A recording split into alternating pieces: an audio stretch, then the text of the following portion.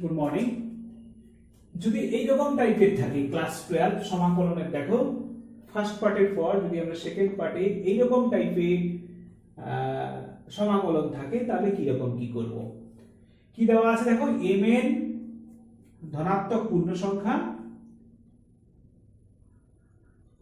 এবং এইরকম টাইপের মানে sin to the power nx cos to the power nx dx এইরকম টাইপের যদি সমাকলন থাকে তাহলে কি করব, আমি কতগুলো কেস করে বা স্টেপে আমি দেখিয়েছি।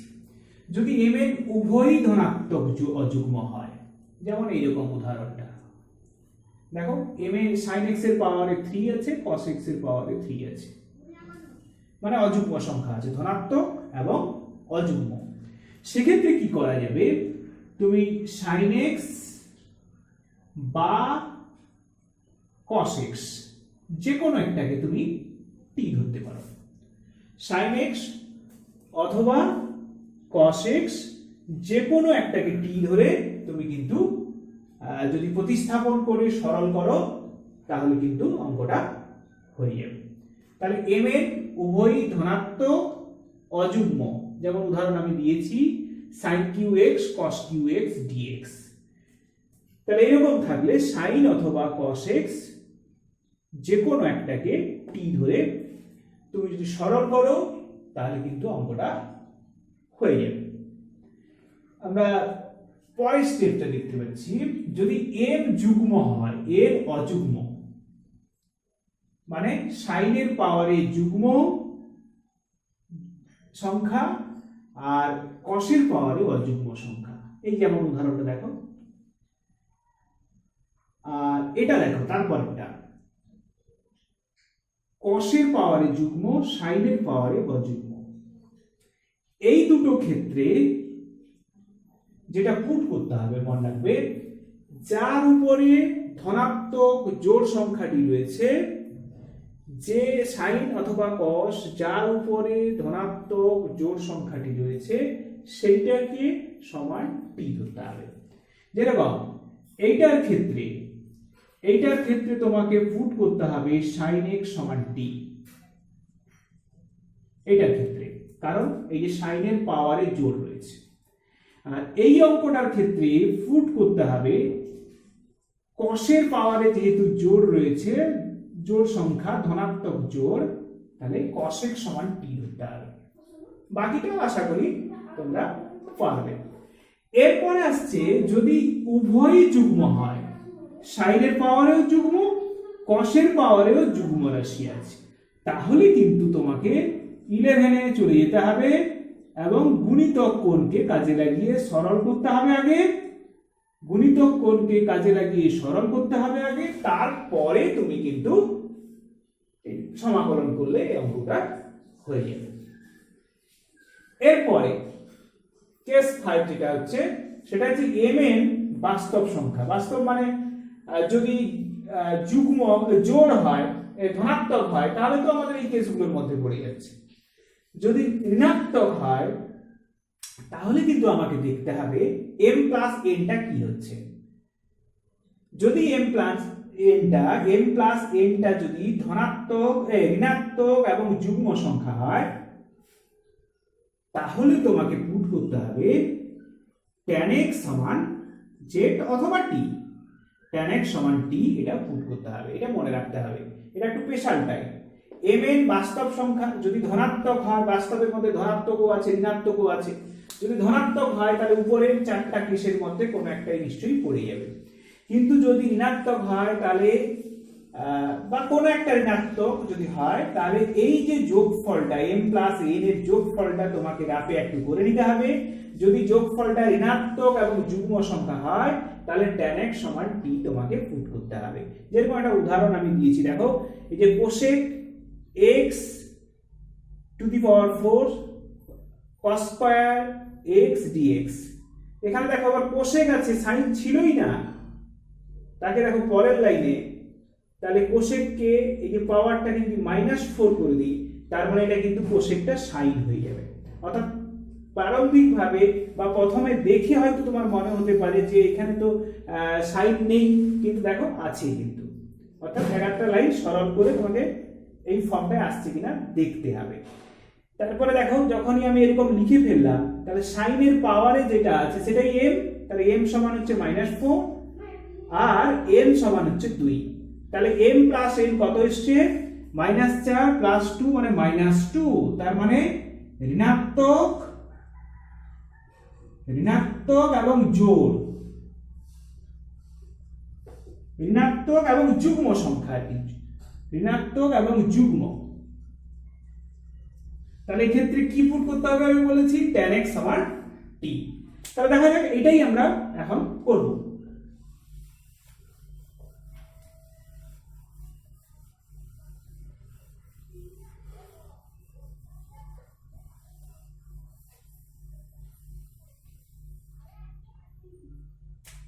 তাহলে কি আছে, এটাকে আমাকে একটু লিখতে হবে। তাহলে এরকম টাইপের আছে -4x cos square x dx, আর কি পুট করতে হবে আমরা কিন্তু সেটাও জেনে গেছি, tan x সমান t বা sec square x dx সমান dt। তাহলে পুটটা কি পুট করতে হবে যদি ঠিকঠাক ধরা হয়ে যায় তাহলে অঙ্কটা কিন্তু খুব কঠিন হবে না। তাহলে এবারে দেখো এটাকে আমি একটু লিখছি কেমন করে। এটাকে আমি লিখলাম cos square x আর এটাকে নিচে নিয়ে গেলে এটা হলো sin to the power এটা 4x।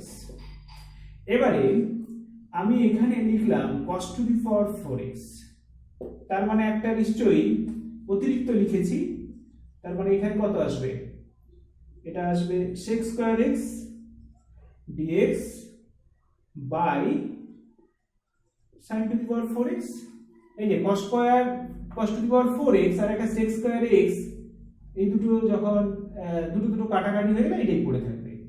এটা আনলাম কেন? এই যে এই জিনিসটা আনার জন্য। তাহলে উপরে কি এলো sec square x dx টোটালটা by sin to the power 4x by cos to the power 4x। এই লবটাকে দেখো হরের নিচে বসিয়ে দিয়েছি। তাতে কি লাভ হয়েছে? এর উপরে আসছে sec square x dx আর নিচে আসছে দেখো tan to the power 4x। এবারে মান বসিয়ে দাও, এটা sec square dx তো তোমার হচ্ছে dt আর tan x এর মান তুমি ধরে রেখেছো t, তার মানে এটা হচ্ছে tan to the power 4। তাহলে এবারে এই অংশটাই যদি আমি এই বাকি অংশটা করে ফেলি তাহলে কি আসবে?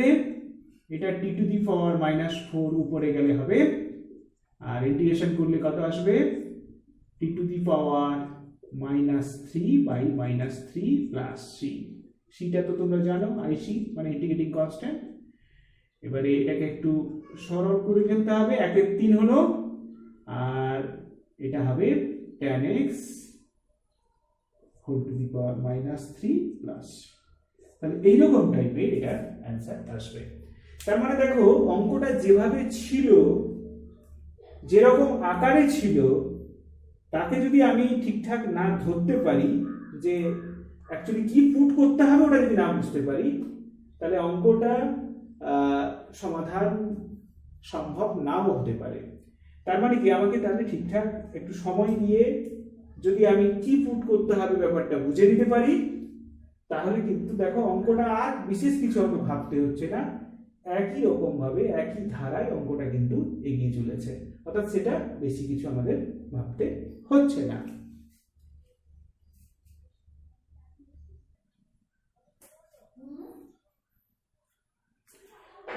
এই অঙ্কটা দেখো, এতে কি আছে দেখো প্রথমে। তাহলে এটা যদি উপরে তোলো তার মানে dx বাই এটা রুটটা যদি তুলে দিই দেখো, তাহলে এই যদি অঙ্কটা দেওয়া থাকে তাহলে তাকে এরকম লেখা যাবে, এরকম লিখতে পারবো m এর মান দেওয়া আছে, n এর মান দেওয়া আছে, m এই টাইপ থেকে পাবো। তাহলে m প্লাস n দেখতে পাচ্ছি নেগেটিভ এবং যুগ্ম, তার মানে tan x সমান t ধরতে হবে। এরপরে দেখো sec square x by sec square x নিয়ে এসেছি, এটা তো কেটে যাবে, আর এই নিচের sec স্কয়ার x টাকে লেখা যাবে cos x two the power -2x। তাহলে এবারে উপরে যদি আমি তুলি, এটা একটু মুছতে হবে আমাকে, তাহলে উপরে তুললে আমাদের কি দাঁড়াচ্ছে না, এটা দেখো sin to the power minus half x, আর এটা যখন উপরে যাবে তখন এই দুইটা মাইনাস হাফের দুইয়ের সঙ্গে যোগ হবে, যোগ করলে কত মাইনাস 3/2 হচ্ছে, দেখো 2 2 4 মানে মাইনাস 3/2, তাহলে এর মানে কত হইলো মাইনাস, এটা এলো cos to the power minus 3/2, আর এটা sec স্কয়ার x, এটা dx থাকলো। এবারে আমি কি করব, দেখো sin to the power integration থাকবেই মাইনাস হাফ এক্স যেটা আছে বাই একটা cos to the power minus half x করলাম, তাতে কি হবে এখানেও একটা দেখো cos to the power minus half x into cos to the power minus 3/2 x sec square x dx থাকবে। তাহলে এটা সমান কত হইলো, এটা সমান হইলো দেখো এটা করলে tan to the power tan x whole to the power minus half x, আর এই দুটোকে সরল করো দেখবে আসবে cos স্কয়ার x, এই cos to the power minus 2x, আর এটা sec স্কয়ার x dx। হ্যাঁ, এবারে একটু সরল করতে হবে, sec square x dx by এইটা মাইনাস যেটা আছে সেটাকে নিচে নামিয়ে দিলাম, এটা রুট tan x, আর এটা দেখো এটাও cos স্কয়ার x হবে, এটা এবার একটু এদিকটা একটু মুছে ফেলি,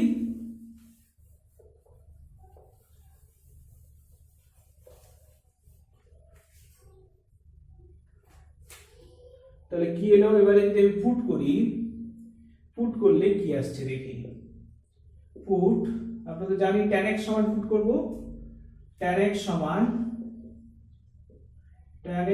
t, তার মানে sec স্কয়ার x dx সমান হচ্ছে dt। তাহলে এটা বসিয়ে দাও, কি আসছে দেখো, t না ধরে তোমার যদি রুট আছে t স্কয়ার ধরলে আমাদের আরেকটু সুবিধা হবে, তার মানে এটা কত হবে 2t dt। তাহলে উপরে বসাও, এখানে বসলো 2t dt, যেহেতু রুট আছে বলে আমরা t স্কয়ার ধরলাম, আর এখানে t হবে, আর cos স্কয়ার x টার জায়গায় আমি যদি cos স্কয়ার x এর মান বের করে নিই, cos স্কয়ার x দেখো এই cos স্কয়ার x কে যদি উপরে নিয়ে যাই 1 cos স্কয়ার x আছে মানে sec স্কয়ার x আছে, অ্যাকচুয়ালি sec স্কয়ার x সমান হচ্ছে 1 প্লাস tan স্কয়ার x, তার মানে কত 1 plus tan to the power t to the power 4, এটা তার মানে এই জায়গাটায় আসবে 1 plus t to the power 4, এই যে sec cos স্কয়ার x টাকে যখন উপরে তুলে দেব তখন sec স্কয়ার x আসবে, আর sec স্কয়ার x এর জায়গায় বসবে 1 plus t to the power 4, তাহলে এই t কেটে গেল, তাহলে integration 2 into 1 plus t to the power 4 dt, তাহলে এটাকে সরল করলে প্রথমটা 2t, তারপরেরটা আসবে দেখো 2t to the power 5 by 5 plus c হচ্ছে ic, এবার ইন্টিগ্রেটিং কনস্ট্যান্ট, এবারে t এর মান বসিয়ে দাও 2 tan x plus 2 by 5 tan, না এটা t ছিল t স্কয়ার, তার মানে এটা হাফ হবে, দেখো t এর মানটা কত, t এখান থেকে t সমান হচ্ছে tan x whole to the power half, আর এটা আসবে 2 এর 5 তো আসছে, এটা tan টু দি পাওয়ার 5 এর 2x আসবে প্লাস c, তাহলে এইটাই বুঝবে অ্যানসার। তার মানে এই অঙ্কটায় এই যে সাজাতে tan x এর আকারে নিয়ে আসতে একটু ঝামেলা হয়তো আছে, কিন্তু পুটটা যেহেতু আমরা জানি তাহলে অঙ্কটা খুব একটা জটিল কিন্তু আমাদের হবে না, বা হলেও আমরা শেষ পর্যন্ত আমাদের যে লক্ষ্য সরল করতে পারা সেই লক্ষ্যে কিন্তু আমরা পৌঁছতে পারবো। আর আশা করি এই টাইপগুলো বুঝতে পারছো, বা অনুশীলনীতে যে অঙ্কগুলো আছে সেগুলো এই ভিডিও থেকে তোমরা করতে পারবে বা পারবে, এইটুকু আমি নিশ্চিত করে বলতে পারি। ঠিক আছে, আজকের মতো এইটুকুই, ভালো থেকো সবাই।